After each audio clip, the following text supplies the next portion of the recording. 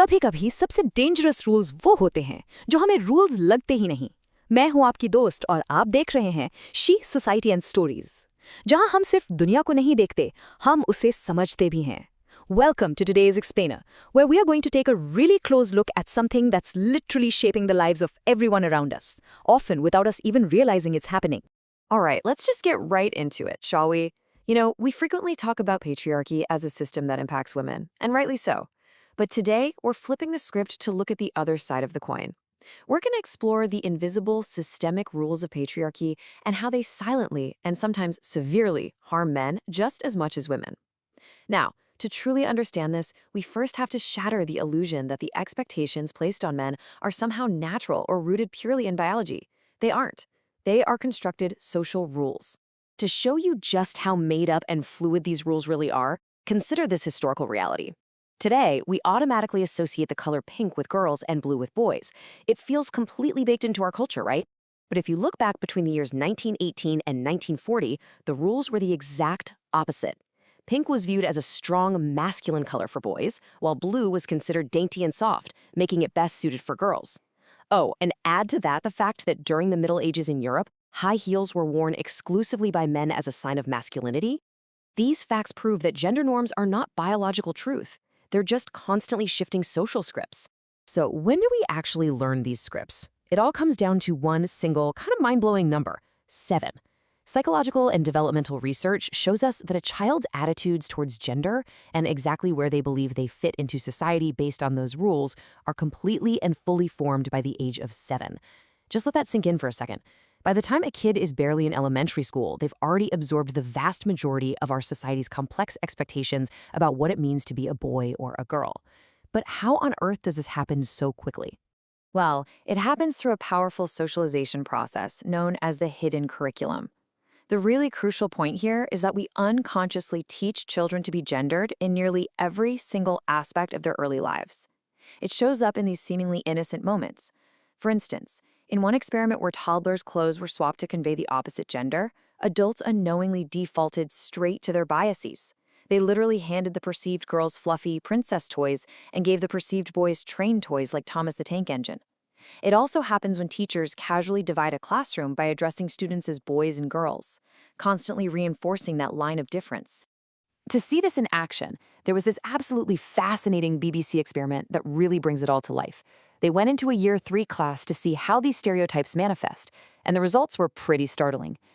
The researchers found that boys routinely overestimated their abilities, while girls underestimated their intelligence and had lower self-esteem. But look at the emotional side here.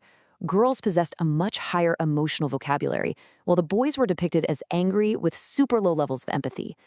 This early socialization severely limits her self-esteem, and for young boys, completely blocks their ability to freely express normal human emotions. Section 1. Designing the Trap. Welcome to the man box. As these young boys grow into adolescence, that hidden curriculum solidifies into a much more rigid set of expectations. To really understand the pressures they face, we rely on a psychological concept developed back in the 1980s by researchers Paul Kevel and Tony Porter. They called it the man box. So what exactly is it? It's defined as a societal code of behaviors and characteristics traditionally expected of boys and men. It strictly enforces dominance, physical toughness, and heterosexuality. Now, it is absolutely vital to understand that we are not pointing fingers at individual men here. The man box is a rigid, restrictive system. It's literally a framework that boys are forced into. It dictates what they're allowed to wear, what hobbies won't get them made fun of, and critically, how they are allowed to act in relationships. And the rules inside this man box? They are unforgiving. Step 1, prove physical toughness. Step 2, never show vulnerability. Step 3, suppress all emotions except anger. From a very, very early age, boys are bombarded with the destructive myth that boys don't cry. They're constantly told to man up. Research in our sources even shares stories of grown men recalling how they were called sissies for crying at holiday films when they were younger. This degradation forces them to shove down their natural human sensitivities. They learn very quickly that vulnerability equals weakness. Section 2. Deep water consequences, the hidden costs for Generation X males. So what happens to adult men who have lived their entire lives trapped inside this restrictive box? Let's look specifically at a demographic that grew up during a period marked by highly traditional gender expectations, Generation X males. Recent quantitative studies on Gen X men reveal a clear and honestly tragic link. Men who had high exposure to patriarchal beliefs and traditional masculine norms showed significantly increased levels of aggression. They also experienced way higher levels of anxiety, and perhaps most tellingly, they exhibited poor emotional regulation. Because they spent their whole lives pressured to suppress their emotions and just appear stoic, they simply never developed the adaptive strategies needed to effectively process and manage their feelings. And this inability to safely regulate and express emotion leads to a truly heartbreaking reality. 4 times, the male suicide rate is 4 times higher than the female rate. Because men are conditioned to just bottle up their pain and reject professional help, fearing that seeking counseling makes them look needy or unmanly, they suffer in complete silence. This patriarchal setup is literally one of the single largest threats to men's mental and physical health today. Let's expand on that a bit and look at the hidden toll of what's known as the provider burden. Patriarchy places immense pressure on men to be the primary breadwinners, often tying their entire sense of self-worth solely to a paycheck and a job title. To survive this pressure and the chronic stress that comes with it, men who are denied emotional support systems often resort to really toxic coping mechanisms. They turn to substance abuse just to numb their emotional pain, they overwork to validate their worth, and they end up experiencing severe social isolation, loneliness, and untreated depression, all in secret. This quote right here summarizes the tragedy of the situation perfectly.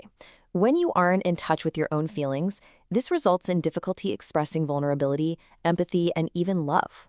When we see toxic behaviors, aggression, or fierce toxic competition among men, we need to reframe our understanding. It's often not about men intentionally trying to be antagonistic. It is a tragic inability to connect, caused directly by a system that robbed them of their emotional intelligence and forced them to stay trapped in their own heads all the time. Section 3. Systemic empathy. Breaking the pattern. If we actually want to heal our society and improve mental health outcomes for everyone, we have to look at these issues through a lens of systemic understanding. Again, this is not about blaming men or pointing fingers at individuals. It's about recognizing that the patriarchal structures that place unequal power dynamics on women are the exact same structures suffocating men. So the crucial takeaway for us today is this. Dismantling patriarchy is an act of profound liberation for men too. Ending these restrictive patriarchal structures isn't just a women's issue. It is absolutely essential for the physical survival and mental well-being of men. When men are supported in breaking away from these rigid expectations, they can rehumanize the parts of themselves that were tamped down by toxic masculinity. They can finally ask for help, form deeper connections, and step out of that isolation. Which leaves us with this one final, provocative thought to chew on. If the man box breaks, what are we finally free to build? Just imagine a healthier society where men are actually allowed to express their full, beautiful humanity without any fear or shame, where boys don't cry is finally replaced with boys feel deeply. Thank you so much for joining me for today's explainer. I really hope it challenges how you view the invisible rules around us. Keep learning, keep questioning, and keep understanding.